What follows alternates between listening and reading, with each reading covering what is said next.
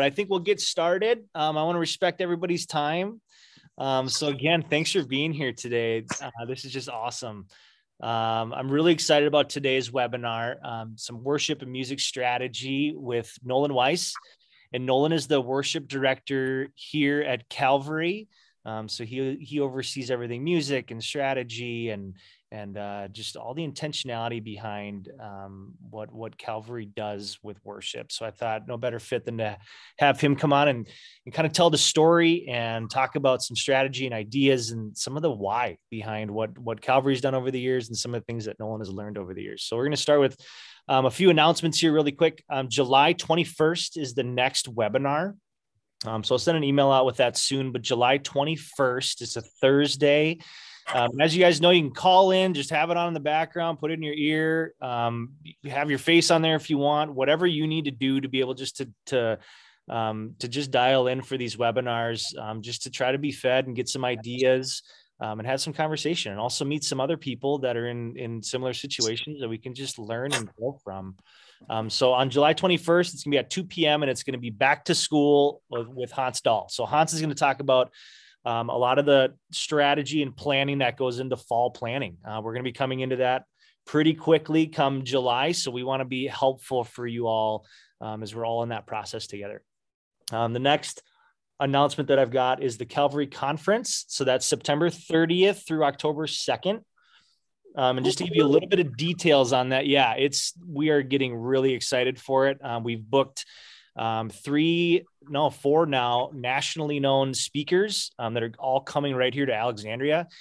So it's going to be a really good experience for you and your teams. So we want to encourage you, get that word out to your leadership, your council members, whoever can get here. So Friday is going to be for Calvary partners. Kind of a fun day. We're gonna just have fun. We're gonna do some different activities that we're lining up here in Alexandria, and really just get to spend time with like-minded leaders.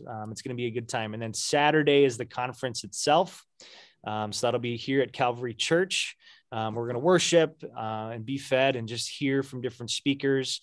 The theme is clarity, how to find a way forward when the way forward isn't clear. So we're really excited. We're putting together the content for that. And we're just pumped about it. Nolan's going to be in charge of worship that day, and it's going to be a wonderful time. And then Sunday, for those of you that can stick around, we're going to do worship with Calvary. We just want to worship with you guys, spend a morning together.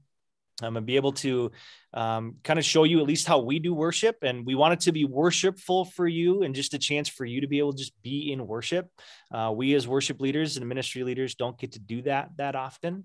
So we want to make sure that we can provide an experience like that. But then for also, if you have some council members here and other staff members with you, we know it's hard to take a Sunday off, but if you're able to, then you can maybe learn some things you can take back with you, how to contextualize them and work them into your settings.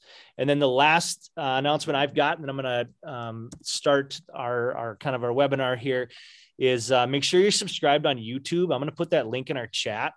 Just subscribe to that channel. We're putting out new content there all the time, and they're quick hitter training videos that you can be showing at council meetings. You can just send to your worship staff if it's worship related, or your marketing person if it's marketing related. I just put one out this last week about 3 ways to improve your church website. So just things that we just make sure that we do all the time to make sure our website is geared towards the newest person who's checking you out online. So make sure you subscribe to that channel. So we're going to jump in then to the worship and music webinar. I just get really excited about this. This is a topic that I'm really passionate about as well. I was a worship director for 10 years before I took this position with Calvary. And I got to work closely with Nolan. I actually, 8 years ago or so, I was leading a rehearsal at my last church. And this guy came in, and I heard that he was going to be visiting, and I invited him to our worship rehearsal. We always call them what we call open rehearsals. So if you're brand new to our church, you can always come to rehearsal, jump in, jam with us, get to know the musicians, get to know the team. So whether you're on that Sunday or not. So I just met this guy named Nolan. And I said, hey, can you should just come to a rehearsal with us. And so he came, and we were playing this song. Couldn't tell you what it was. How maybe was it Everlasting God or Your Grace Is Enough, something like that. And we were playing it through though. And And I noticed that he played this one part a little different than what I thought, or it played it wrong, if you will. And so we finished the song and I walk over to Nolan and I said, "Hey, on this part right here." And I go to point on his sheet music and I realize he's playing it all from memory. Like he's just playing it all. I know. And I was like, "Are you kidding me right now? Forget anything I was about to say to you. If you just played all that by heart, like you got to be kidding me, man. Like this is amazing. You're welcome here anytime." But that was just a really fun moment for me as a worship director when somebody brand new comes in and they just had that skill, that ability. So I tell that story for a variety of reasons. One, because he's just really good at what he does and he's really passionate about what he does and he's learned a lot along the way. So I'm going to throw it to Nolan. Welcome, Nolan. Thank you for doing this today. Absolutely. Yes. Thank you for having me. I am just so excited and passionate about what we get to talk about today. And just a little bit back to the Calvary Partner Network. I cannot tell you how much behind the scenes work has been going on, how many calls and emails and all the prep that's going on so many months before still. And so I just know how hard that John's working and how amazing it's going to be. So make sure you get that in your calendars. And then he said the part about worshiping on Sunday. And, it's easy for us to be like, well, we worship every Sunday. I get to sing songs with my closest 2, 3, 4, 500 friends every single week. Mm-hmm. And it is different when you actually get to worship with other people. We had the opportunity to go to Florida for a conference in March. And that was the first time that we got that training, the first time that we got to worship ourselves since COVID had hit. And the four of us, it was John, Pastor Angie, and Pastor Hans, and myself who got to go. And it started and all four of us just wept. I mean, it was just we had just been leading worship from an empty cup for so long. And so any opportunity that you get to take time to worship yourself, I think is just so important. So I really hope you'll consider not just the conference, but the next day of worship as well. But yes, thank you, John. Like John said, I am Nolan. I grew up in Western North Dakota and pretty much came out of the womb singing. And I have always known that I wanted to be a musician. And I started singing in the church choir, the adult choir as a 5th grader with soprano and then alto and then tenor and then bass. And then I was the accompanist by age, I think 7th grade. Started playing for funerals, the organist for funerals in high school, and started leading Sunday school music as a 6th grader. I had kids who were older than me that I got to lead in worship, and I've just had a passion and a heart for it my entire life. And so I'm just so thrilled to be able to do this. But we have such a short amount of time to get through such a large topic. And so we are going to get going. And just a little overview of what we'll talk about. This is what you can expect. We will start with one of the biggest questions we get to talk about. And then we'll follow that with the why, some recruiting and rehearsal tips, leading the congregation, and then just some overall tips and tricks that I've learned throughout the years. And then as we go throughout, and you have some questions, just type them in the chat box, and we will end up with question and response at the end. We at Calvary are an extension of your ministry, and we are here to serve you however we can, even after this call. So I hope you'll continue to ask those questions. All right. So the question that I hear so often is, how do we move from a traditional worship to having both traditional and modern worship? How do we start? So I hear this all the time. And the answer is every single church is different. And these are the two ways that I see this playing out. Two trains of thoughts. You can either trickle in slowly, which often gets called blended, or you can just start or call it a launch. So option number one, trickle in or a soft start can have its place. it often ends up being called blended. I worked at a church called Calvary in Grand Forks, North Dakota for 6 years. And when I led the blended service there, we had four pastors, and each different pastor had a different idea of what blended meant. So not even the four pastors on staff knew what it actually meant. They all had different ideas.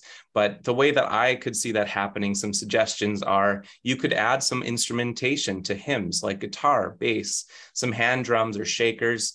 You could add a modern worship songs to like prelude or special music or postlude, and take the response from your congregation, and then you can tweak it as you go.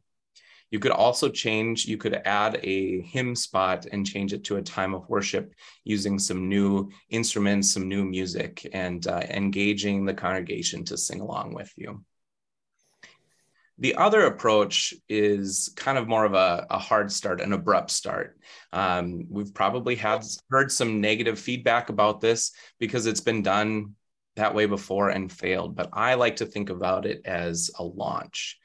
My suggestion would be to find your champions of that style of worship.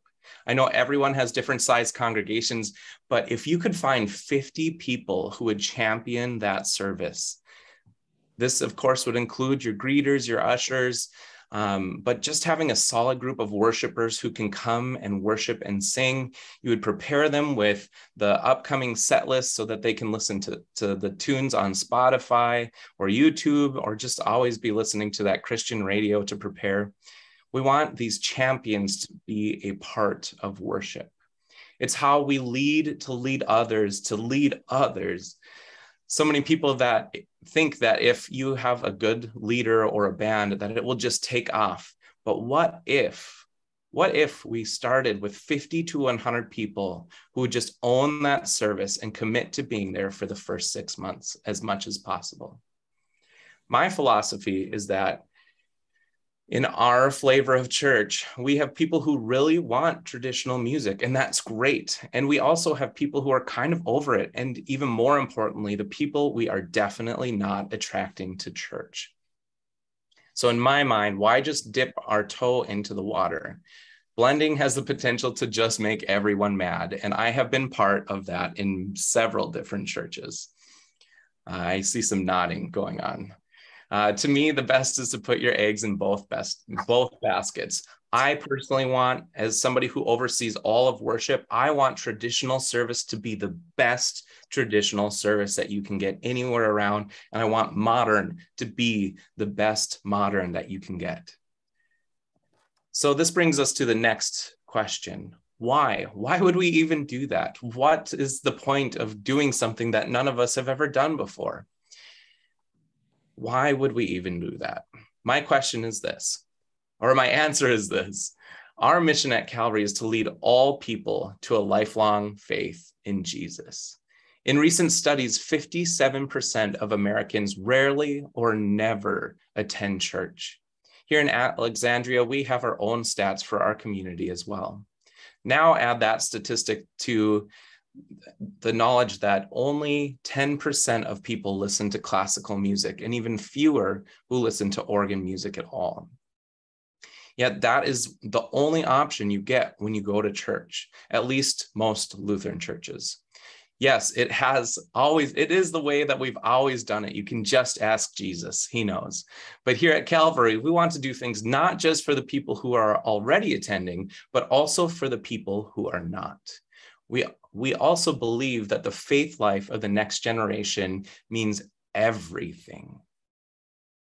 As a father of two, I want the faith life of my children to be a huge part of their lives, even after they leave home.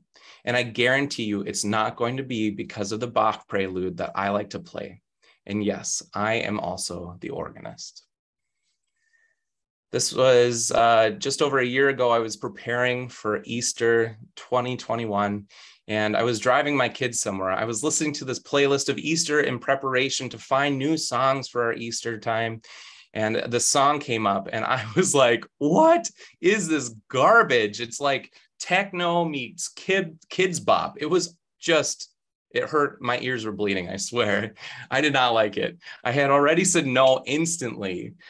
And then I looked back in the rear view mirror just quickly. I was driving safely, I promise. And my son was tapping his leg, kind of bopping a little bit. And my daughter, Elin, she's like, who is this? I'm considered sort of a young leader in the church, and I didn't like the music, but the next generation did. So I have to ask myself, who does this, who lives this and breathes this every single second of every single day? Who is this really for? If it's for me, it's a hard no. But if it's for outsiders and for the next generation, I have to find music that will connect with them. And I love this topic too, because it's a great story to tell my senior saints when they have some feedback for me. I'm sure none of you ever get feedback from anybody, but I do sometimes. And I can say this, I don't always like it either, but isn't it great that your son started coming back to worship, or that your granddaughter is dancing in the aisles during worship, and that we have over 300 kids coming to Vacation Bible School? I get to ask them, what does the faith life of your kids and your grandkids mean to you? And they'll take a little breath, kind of do their thinking face, and then respond to me with a little tear in their eye, and they'll say, it means everything to me. They had just never thought of it like that before. But hey, now we have some common ground, and I'm not a death metal guitarist leading worship. And one more final topic on this, or one more idea on this topic. This last year, especially this summer, we have been adding secular music to our set lists. We've done Brandy Carlisle, Leonard Skinner, Bon Jovi, and this Sunday we're opening with Take On Me by Aha, which I'm so excited about. I remember the first time I went to a church. John was with me, actually. We were doing some research, and they opened their worship with The Summer of '69. And I was like, are you kidding me? This is the worst ever. I thought it was so ridiculous, and I felt uncomfortable. And now I get it. This is a way to put outsiders at ease, something that connects us all, something that can lower barriers and help us open our hearts to receive the worship and the word that follows. It has challenged me, but it has also made our band better and has engaged people I never, ever imagined possible.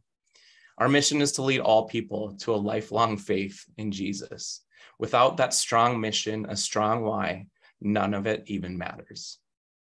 I feel like I hit this enough. I'm looking at all right, no questions yet. Everybody's doing all right? I only see John, so you'll have to, woohoo. All right. So what do you need? What do we need? You obviously need musicians and a leader who gets the mission. After a lot of research through different churches, through different leaders, through different places in our nation, the worship leader is the most important. But what is the next important musician for a modern service? Any guesses?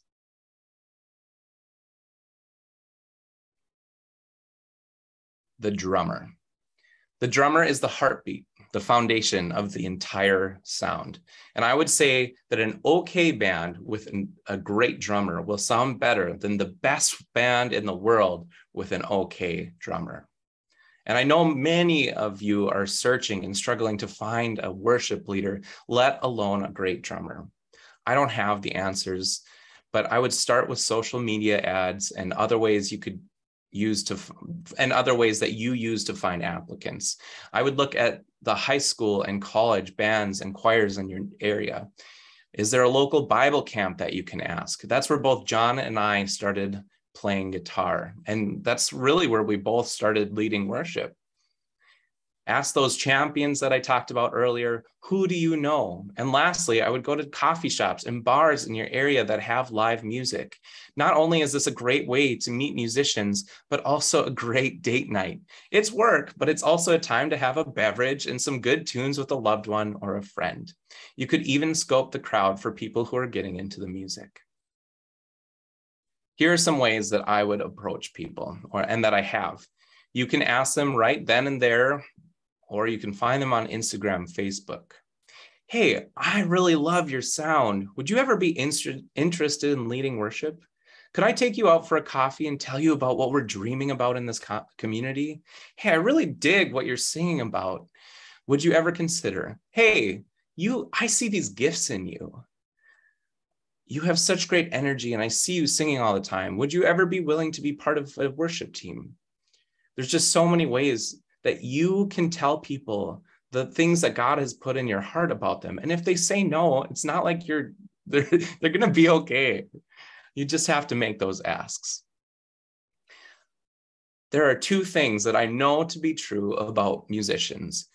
One, we are always looking for more opportunities to make music with great people. And number two, we are always broke because gear is expensive. And bonus number three, we love food and drinks. So offer them a job to do what they love to do and offer them a free meal to even chat about what you're dreaming about. Half of our team at Calvary used to play in bar bands across the area. They now say that this is the highest caliber music they have ever been a part of. How cool is that? Once you have a solid lead and drummer and the people they like to play with, and get more people from your Facebook posts and asking your champions and all of that, you'll have a great start. I know from experience that an irresistible experience attracts more people who want to join. Last year, I met a guy named Tony. He worked with another guy who goes to Calvary. I reached out and asked if he wanted to jam with me one time. And he came and we played just he and I one time. It was super fun. We became buddies. And I've been asking him to come back ever since. He recorded some videos right away after that in that COVID time. And I have had no luck with that. And so I thought I kind of struck out. He leads worship at a different church and he likes to golf when he's not leading worship. So I've struck out with this guy named Tony. But he called me last year. His uncle had asked him if he knew anywhere, if his uncle asked Tony if he knew any churches were, hello. I'll say that one more time. No interruptions, emails. Last year, Tony's uncle asked him if he knew anywhere looking for a drummer, any churches. And get this, Tony didn't tell him to play at the church that Tony leads worship at. He knew what we are up to at Calvary. And so that's who he referred his uncle to. And now Steve, Tony's uncle, he is not only an incredible drummer, but he and his wife are dear friends of all of us on our team, and they are volunteering. She just started volunteering at our welcome desk, and now they want to donate some money to help build at our summer worship. And that happened because the excellence that we have at Calvary. And so with that start, creating excellence will attract more people. So find the right people with a heart for other people and give them the why. If you need help training and equipping musicians and leaders later on, we are here to help with that. Bring them to the Calvary Partner Network. John, do you have any stories or tips on recruiting or building teams? Yeah. So hold on, let me get this straight. So you just called this guy and asked him? Yeah. And then he actually, it wasn't even a call. Then I didn't even have to talk to him on the phone. I creeped him on Facebook. And you asked him. You made the ask. It wasn't a thought or an idea or a hope. It was something you executed. You just made an ask. And like you said earlier, the worst thing they're going to say is, nope, sorry. Okay. You move on to the next. Anyways, I love that. A lot of it's so much about just making the ask when it comes to recruiting and building teams. And that makes me think about, one of the biggest lessons I had to learn in ministry was that it's not about me. It's not about how I sing. It's not about how I play guitar. It's not about my preferences that you've been talking about, Nolan. It's not about me, but instead, who are we trying to reach? Really flipping your mentality. I think for a long time, I personally struggled with that because I was proud of what I could do. I was proud of my skills. I was proud of maybe how I was raised and what I appreciated in music and worship. But once I really started changing my mentality from this is what I like to, is this what other people like? Does this create a good worship experience? I think that's when I've seen a lot of success, if you will, in the past. But who are we trying to reach? You talked a little bit about college students. My last church, we were right in a college town. And so I developed good relationships with the college choir directors and the band directors and just kept making the asks. Hey, who do you know? Who do you know? Who do you know? And just keeping those pipelines open. You talked about finding musicians in a bar. I was at a concert in Moorhead, and this guy named Matt Ockery, I don't know if you guys have heard of him. He was put on a concert. He was opening for this big band that was in from Nashville. And he just led the room so well and got people singing with him. And he was just so good at leading a room of people, period, with music, that it hit me like, man, he would be such a good worship leader. Like, are you kidding me? And so I hit him up, and this was like December of 19. And I hit him up. We did lunch. I said, is there any chance you want to be a worship leader at Good Shepherd? And is this something you'd ever consider doing? And he's like, absolutely, man. Thank you for asking. I've been really hoping to get involved in a church again. And again, it just came to that ask. I just asked him. He had the skills and gifts already. It was, how do we lead him? How do we help mentor him into being a worship leader now? And so he was going to start, and then COVID hit and everything changed and the world, exploded. And then I ended up taking a different job, but he was like my next guy to get involved. And so I just think of that story because it was just before that someone told me, well, have you just like looked in bars or coffee shops? And I'm like, oh yeah, duh. They already have the skill set. Let's just repurpose it a little bit. And it might be a journey he wants to go on. One last thing I'll add in is we always had what was called open rehearsals. And I mentioned that right at the beginning of the webinar. And that just became really an open invitation for musicians just to come and jam. And I always use the term, hey, come jam with our team. Like, let's see if it's a good fit. Come jam with us. Well, am I committing to anything if I come in? Nope, not at all. Just come hang out. And they got to know the team. And then I got to hear kind of what they were good at, maybe what the position would be that they would fill. And it just led to a lot of really nice things because you're kind of building that relationship before putting that pressure of committing or taking a position or, whatever else. So open rehearsals was really helpful for us. Awesome. I love that. Yeah. Matt Ockery is like a combination of John, me, Fergie, and Jesus. So that's a big deal. And like John said, it just took an ask. And that's something that we all can do. One last thing I want to touch on what do we need? I'm sure that there are questions about technology needs, sound systems, projection, anything and everything. Everybody's so different, but we are here to help with that. So if you have any questions, just get with us offline and we can talk through that with you, because obviously you need to hear the musicians or the pastor or whatever. So it is a need. It's not something I'm going to talk about right now, but we are here for you. John just mentioned rehearsals. Now that we have our musicians, now we need them to get together and work together. I would say if you are launching this thing, I would plan it ahead once you have your musicians and give them probably a solid month of weekly rehearsals so that they are jiving and they're connected and they also know the plan, the flow, the mission. At Calvary, we rehearse every Wednesday night at 8 p.m. for 2 hours. The expectation is that it is not practice. This is a rehearsal where it comes together and we get to be creative. If people don't know the songs, we can't do that.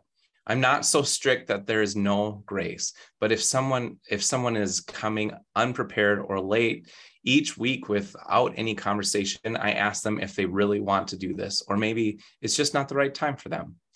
We then get about 30 to 45 minutes of sound check before each service to run most of our songs again.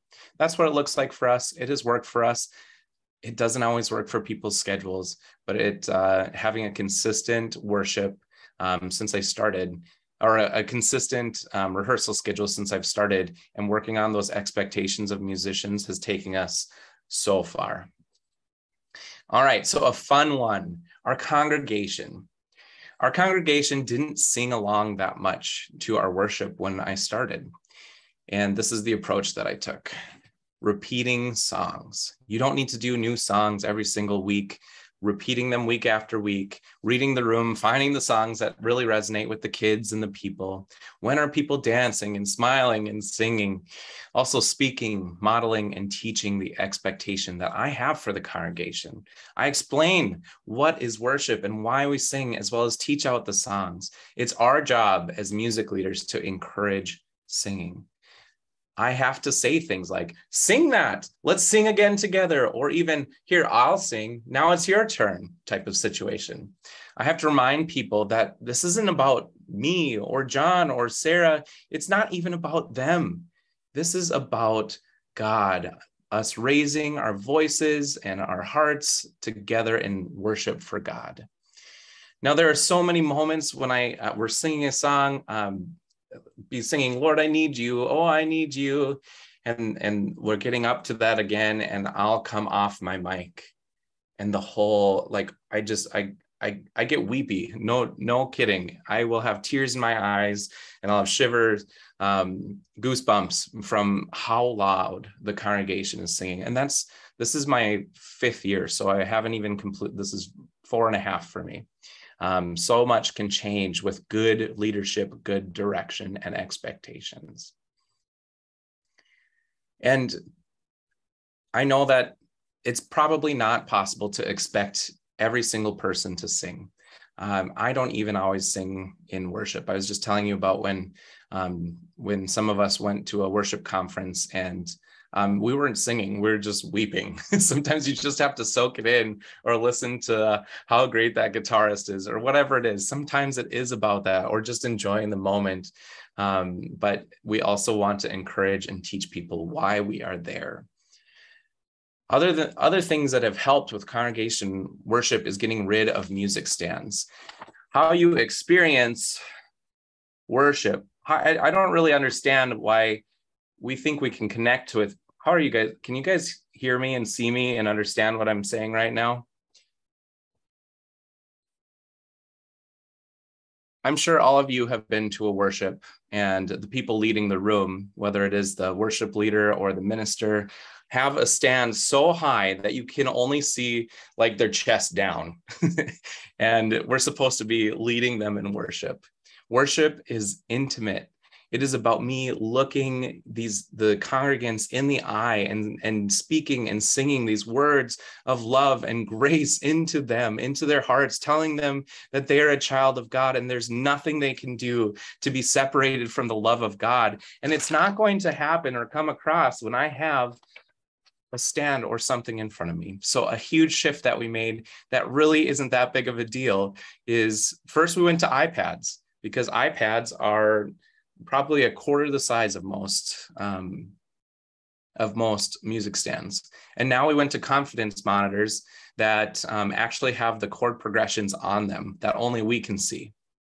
I'll get to that a little bit later, but just the importance of having a conversation when you can look people into their eyes, when you can sing to them. It is supposed to be intimate. So we want to take away as many barriers and borders as possible.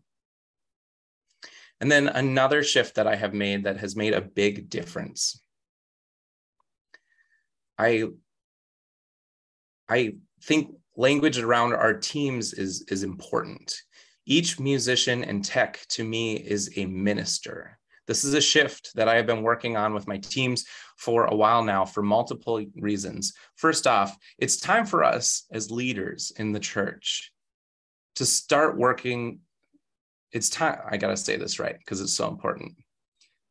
It's time for us all to make a shift from ministering to people to ministering through people. I'm gonna say it one more time because this is one of my favorite things. As ministers, we need to switch from ministering to people to ministering through people. Second, it gives our teams a higher purpose, a higher sense of call.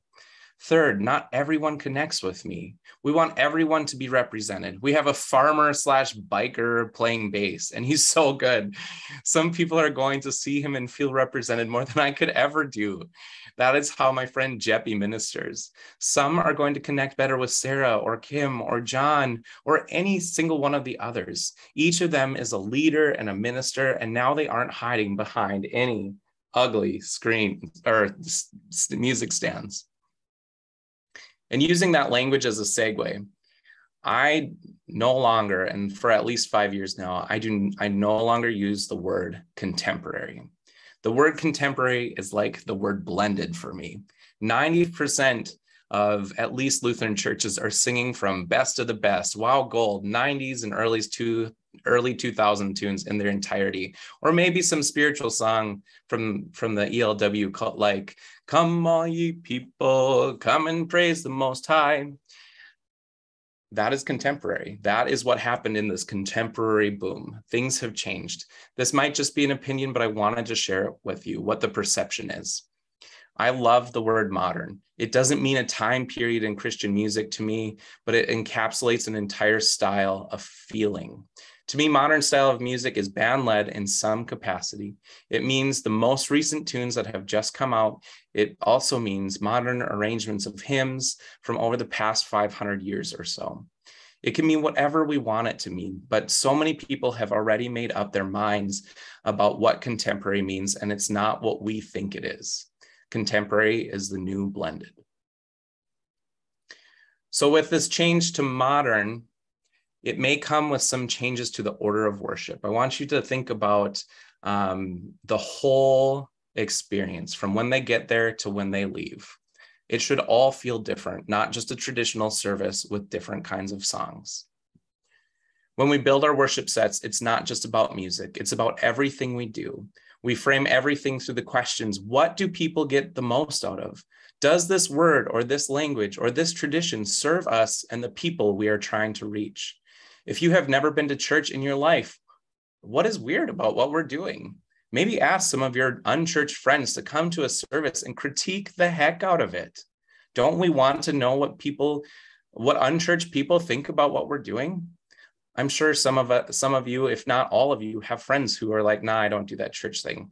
Say, can I take you out to lunch after you go to church or something? Just phrase it in a way like, I am looking for you to tell me what's weird. Can I then take you out for lunch and talk about it? During any given service, this is what I'm thinking about when choosing. Okay, so I made a quick switch there. Building our sets. During any given service planning time, this is what I'm thinking about.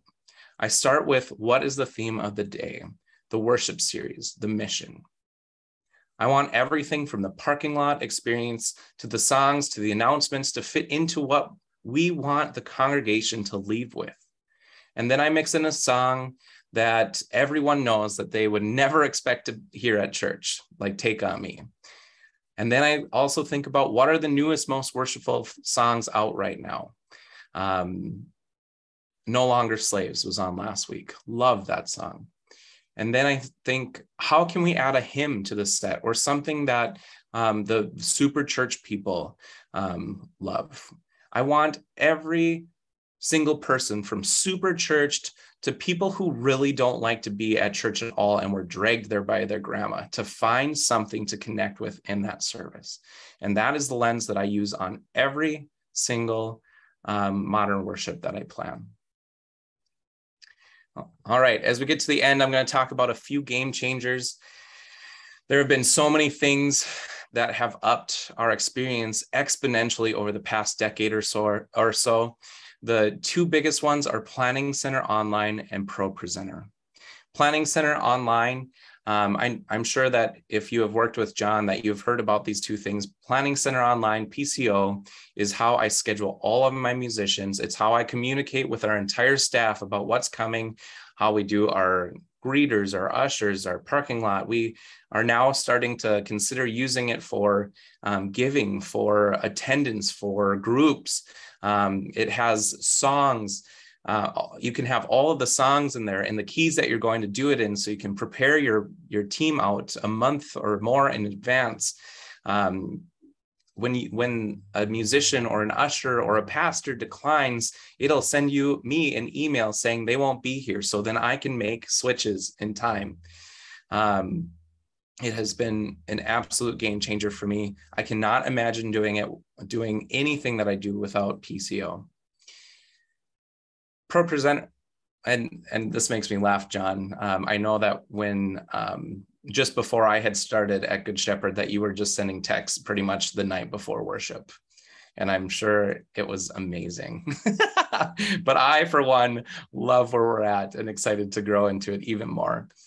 And then the second is ProPresenter. ProPresenter is like PowerPoint on steroids, and it's made by ministers, by worship leaders, knowing the things that we as ministers, we as worship leaders, we as pastors come up against in worship every single week. And they developed it for us. So this is the text for the Bible and pictures for your sermon. It's lyrics for your songs. It's backgrounds, it's announcements, it's all of the things in such an intuitive way that lines it up that this is not a great idea, but there was one service recently where I had a last minute cancel for a service. And I looked at somebody in the gathering space and I said, "You come here, click buttons." And they did okay.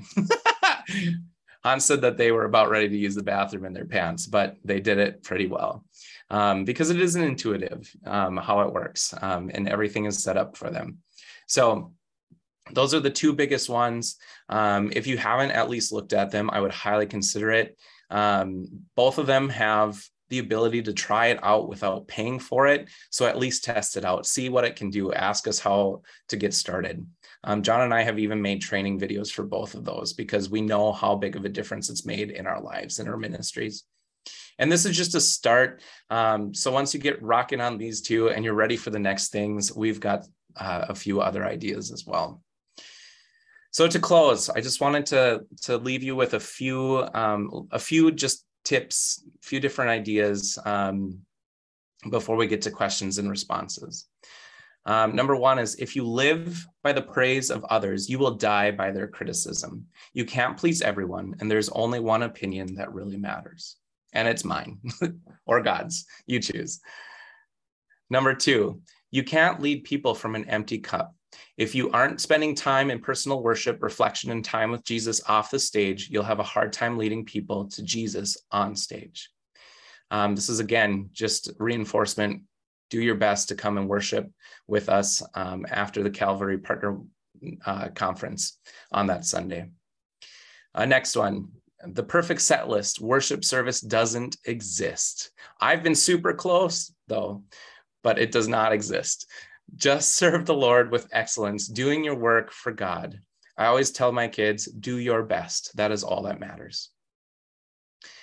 Transitions matter. We spend so much time at Calvary on the flow of worship. Who's handing it off to who? What's next? Having pads or sounds underneath as the prayer is happening, or communion, or during the end of the message to let people know this is where we're going. Introducing something, all of those things. You have to plan out those transitions. All of us have been in worship services or presentations where it's gaudy and awkward and you don't know what's happening next, and neither do they. And it's like, okay. We don't want that in worship. Transitions matter. So spend time like looking through your planning center chart. I'm going from that first song to announcements. How do we get from here to here? If you don't have a worship leader, or you don't have somebody who's comfortable and saying next is offering, then you say it as the pastor. Now we are going to collect offering. This is why we do this. As we collect our offering, we are going to sing Jesus Loves Me. The lyrics are on the screen. Please join us in singing. Next one, have fun. Have so much fun. Joy is contagious. I have a hard time taking Sundays off because it honestly does fill my cup. I just love what I do. I love who I get to do it with. I even sometimes love Pastor Hans. And so having fun, not taking yourself too seriously. We just need to keep that alive. I don't know why people would want to go somewhere that just bores them every Sunday. That's not my God. Encourage people to clap and dance and move and enjoy. I have to teach people to clap as a worship leader. It is on 2 and 4, not 1 on 3. It's a fun little tip for worship leaders. Authenticity. People are looking for what is real. Don't fake it. People can see your heart. It's kind of like the one earlier. If you're not spending time with God outside of worship, leading worship, then people sniff that out right away. People know when you're not being authentic. So you need to be authentic. You need to keep working on yourself, but you need to be real. And lastly, I know what goes through my head when I go to a conference or a bigger church. We are not them. We can never do that. I don't look like anything like that guy. I don't sound anything like, I could never sing like that. I'd never be able to have lights or sound or this or that or that or this or that. I do that every single time. And here is the truth. You guys, we were where you are at within the last few years. This is not about Calvary versus you. This is all of us together attacking this world. We're not attacking anything, but bringing Jesus into this world. And wherever you are at right now, no matter what it feels like is holding you back, this is all within your grasp. But you have to believe it first and have a vision for how it looks for you. We are here, like I said, every step of the way to get you there. Thank you so much for everything. I hope that we have some great questions. I am going to look through this. John, back to you. Back to you. Hey, this is Nolan. Thank you so much. This is absolutely awesome. We definitely want to have some time for questions here. So with the few minutes we've got left, please either unmute yourself, throw them in, or put them in the chat. But really specifically, we want to be helpful and practical. So if there are things you're running into specifically that we might have experienced through, please ask the questions and let us know. Yeah, John. Yeah. I think it would be nice for Nolan to know this too, and just hear, we use Canva, we use Church Planning Center.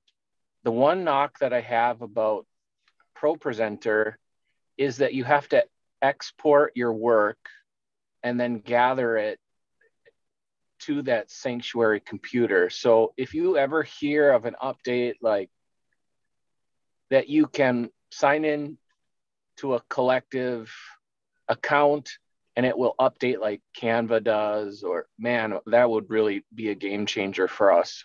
It works just fine. We're working with Dropbox. We export everything to that. But boy, that would be nice. Yeah, that's true. That would be really nice. They came out with ProPresenter Cloud a few years ago, and it was just really clunky, at least the last time I tried it. And so I had just done the Dropbox kind of syncing, exporting, importing. So to my knowledge, you're doing the best thing, but I hear you. There's some extra steps in that. Nolan, do you have any thoughts on that? Yes. We have 2 places that we worship, our sanctuary and our worship space. And now we are also at camp. So that's 3 different computers. We have the pastors. We have Kate, who does all our graphics. We have videos coming in for our video announcements. We have all kinds of people coming in from all different places and then dispersing it to 3 different locations every single week. And I have had very little to no problems with that. Obviously it's one more step, but the upload takes less than 30 seconds and the download takes maybe a minute when I'm at camp using my hotspot and my phone in the middle of nowhere. I would take a look at internet speeds, probably is where that part of that could come to, which I know for business is super ridiculous. So I hear that. I don't have a lot of pull with ProPresenter, but I'll call. But, that might be something that we could just look at, like, what is your flow as a church? Where does it need to end up? Who's in, what are the parts that are happening before that? And maybe finding a way to streamline that flow would be my guess. Yeah. My other thought there too, Nolan, is that all got easier for you when you empowered somebody else to do it. So you have a dedicated person who does screens, right? Hans, the pastors have a dedicated person who gets their sermon stuff into ProPresenter for recording. So there's just been that process that's been given away to other people who are curious about it. So who are the people who are kind of techie, or, hey, can I give you this one job during the week? It's to take this ProPresenter file from here, get it put into here, where they come in and they can get it down to, it takes them a half hour. I mean, how long does it take Kristen now? For 2 services, about an hour. About an hour. And she builds a lot more stuff though, ultimately. And, but I think that was a big point, because I remember you calling and saying, hey, I found somebody to do ProPresenter stuff. Now I can get that off my plate, do the creating and the things I need to do to be part of the process, but then to give it away to somebody else for them to be able to do. Which is a big philosophy switch that we have been making about going from me to we, right? And delegating things that almost anyone can do, so you can do only the things that you can do. Yeah. Well, what does Hans say? He said, by not offering these opportunities to other people, to us, they feel like tasks, right? They're just our list, our checklist of stuff we got to get done got to get done. But by us not offering that to people, we're taking away a potential opportunity for them to serve the church and using a skill set that they might have. But we think since it's our job that we need to do that. But for somebody else, it could be the way that they serve, And service is the number one reason that I'm in ministry today.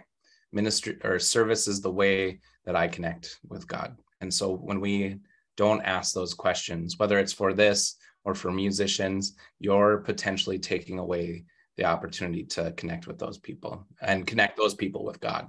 Yeah, that's great. Thank you. Any other questions? Yeah, Tom. Yeah, wanted to just add to what you were saying before. We use Google Drive. If any other churches are using their app, offering for nonprofits, it's free.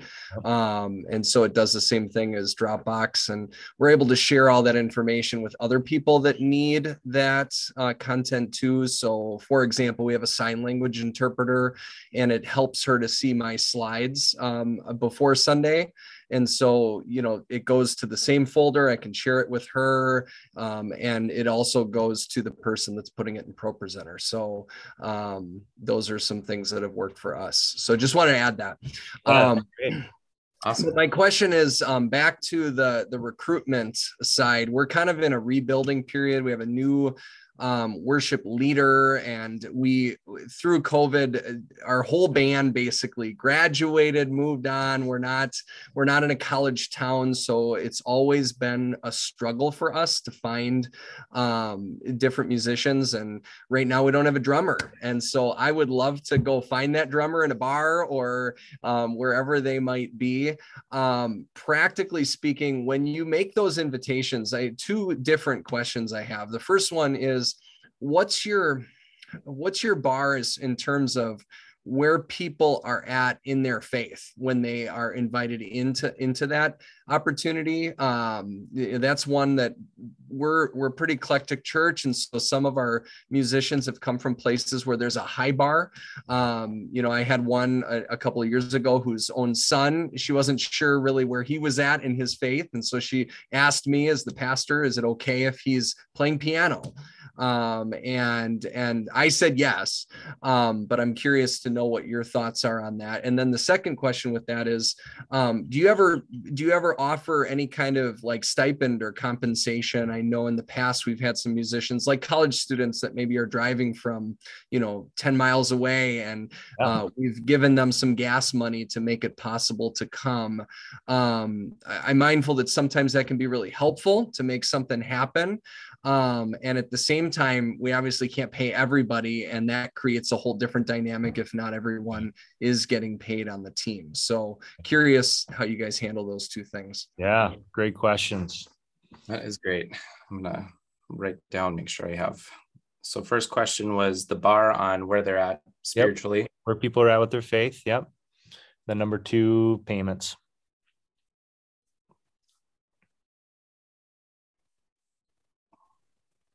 All right, John, do you have anything before You go ahead. All right. So I have not taken the extensive training to be a pastor like most of you have. But I think there is a story about an Ethiopian and being baptized and what was required. And it is not my job to convert people to come to church. It's my job to get people to experience it. If they're like, this is my drumming because you can't see my feet. I hate this. Or, wearing a crude shirt or something, because that's the only people who aren't churched. They all wear crude shirts. It is not my job. If they are attracted to music and creating that and want to be a part of something or check it out or just see what it's like, I think that I'm all for it. And we can't take responsibility for what the Spirit is going to do when we make that ask. And we can't take responsibility for what God's going to do when they are there. Mm-hmm. And you could change a life in so many ways that you'll never know. We have a guy who, he was a former coworker of my tech director. And Joel asked this guy named Jesse if he'd come run videos because he's super techie. Would you come do worship video screens? And he does wear some colorful shirts at times, but he's in the tech booth. And he was there almost consistently every other week, if not every week. He was there to all 4 of our Christmas services. And one of the first things he said to me and my wife, because he also works with my wife, is, I'm not really into this church stuff. Yeah, he shows up consistently. He's making relationships. He's hearing things, whether he's trying to ignore it or not. Yeah. It's not our job. That's my thought there. Yeah. You might have a different thought. That's my thought. Payments, that is one of my least favorite conversations of all time. I don't think Katie Rentschler's on here anymore, but we are systematizing how we are doing that. We have a few people who are. If you need a drummer, pay them. If you cannot find any other drummer, figure it out. And have some language around it.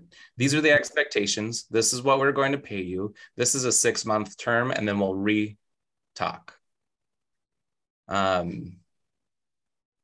We have our drummer, Steve, who I was talking about. He lives here in the summer, but lives 3 hours away during the winter.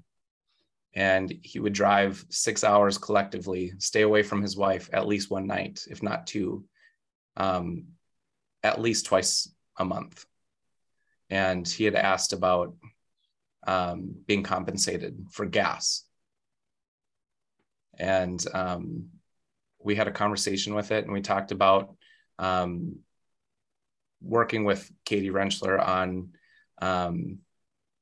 donations for your taxes. There are so many ways that you can work on things. I know that's not going to be the same for a college student, right? But they'd probably like a Caribou gift card, or something. There are ways. I wouldn't stress out about it too much. There can be a dynamic, but that is why we continue to speak the mission and the why in everything we do.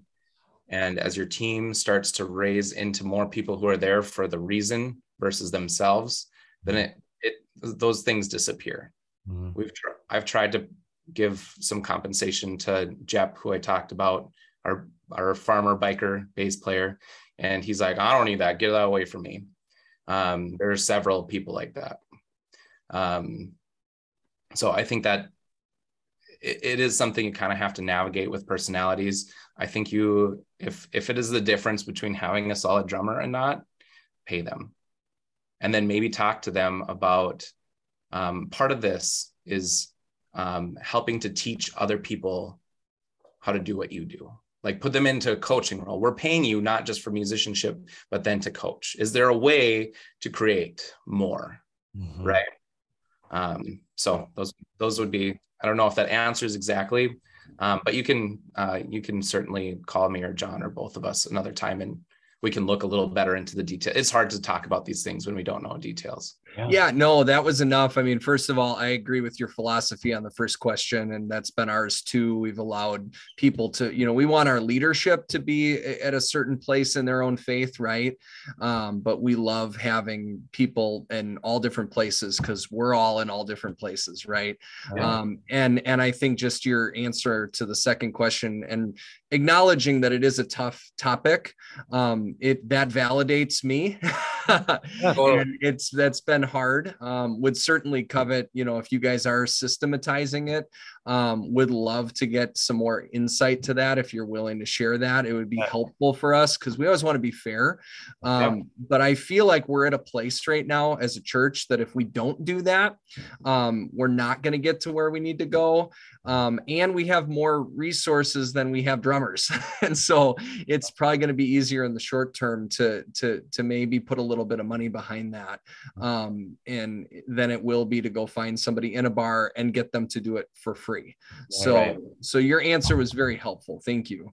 Yeah. And just one last thing that I want to say about that. We have found out this is my start of my 5th year, and we just had this conversation, for so long, we have put more money into the copy room than we have into the budget for worship, which is our main thing.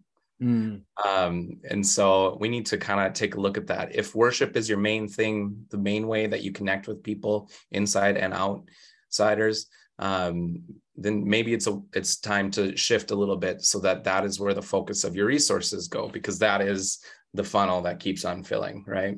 Yeah, for sure. Thank you. Awesome. Mm-hmm. Great question, Tom. Well, hey, in the interest of everybody's time, we're gonna end the call. But thank you so much for being on here today. And you guys all have our contact info. And if you don't, calvarypartners.org. My email's on there. Hans's email's on there, and we'll get you in touch with Nolan along the way. Hey, here's Hans right now. Hey guys. Hey Tom, Nancy. Awesome. Good to see you all. Awesome. All right. Well, thank you all, and we'll talk to you soon. God bless. Bye, guys.